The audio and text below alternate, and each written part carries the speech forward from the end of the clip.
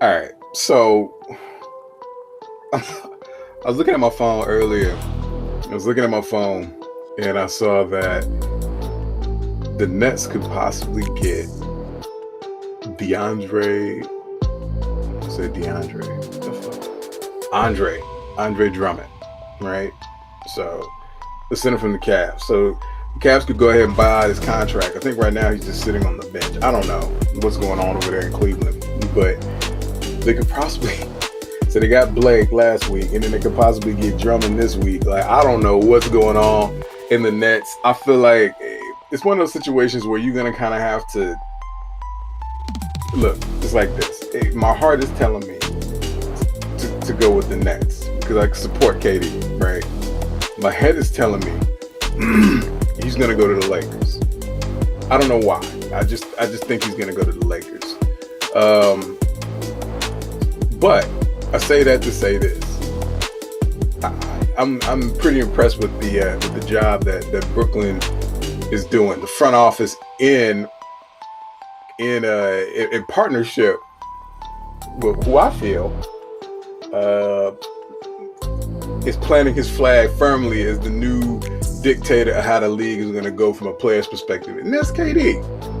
Love him or hate him, I feel like he's playing like the Tom Brady Tampa Bay Buck type game. Like, it's just like, all right, we're gonna have a loaded squad, we're gonna have talent around me, and I'm gonna pluck players from different. Look, and the thing is, the funny, I'm not just saying that just because I support KD. I'm not just saying that, bro. Look at the roster. Look at the roster. So Harden, former teammate of his. That's the Nets are all in at partnering with KD in terms of building the roster.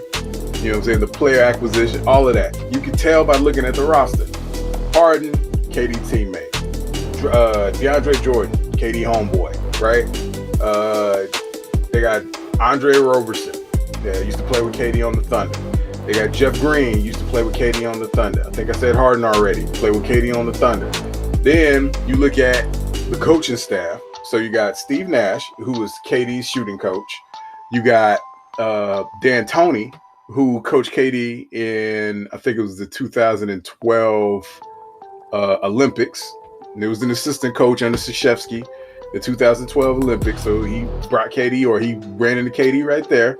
You got Royal Ivey, who used to play with KD in Oklahoma City. He's a coach there. And I think KD may or may not have a relationship with Amari. I want to say that I heard that he did. He had some sort of relationship with Amari. But Amari's on the staff. I'm connecting the dots here. I feel like KD's playing like some Game of Thrones type, third level chess type. You know what I'm saying? And it's funny that all these acquisitions are coming back and people are discrediting him for it. But you gave LeBron credit for this.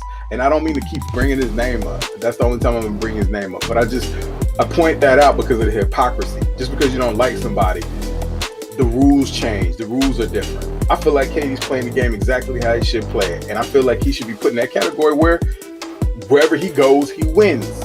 Like, when's the last time KD's been on a losing team at anything? When's the last time he missed the playoffs when he was playing?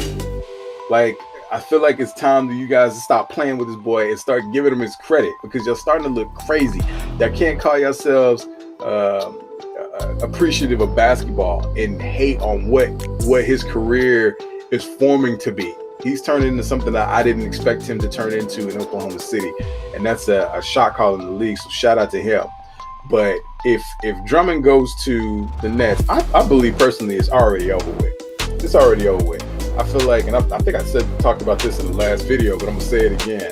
It's over with. As soon as they got Harden, it's over with. Why? Because nobody is gonna be able to cover all three of them.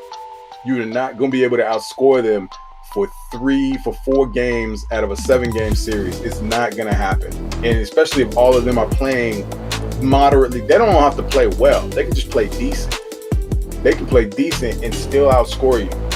Like, you just don't have the firepower. You don't have the perimeter defenders, which is very important, because everybody keeps talking about, well, they're going to acquire Drummond so they can go out and Embiid and the Sixers. Look, Embiid can just get whatever he wants. That's fine.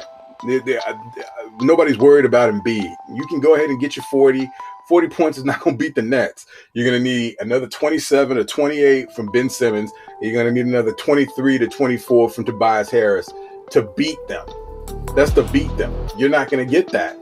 You're not going to get that if they don't have the perimeter defenders. Nobody in the East does. Nobody in the East has the scores. And then to be honest with you, the Lakers don't either. So the Lakers don't. The Clippers do, but I don't think the Clippers are going to be able to rise to the occasion.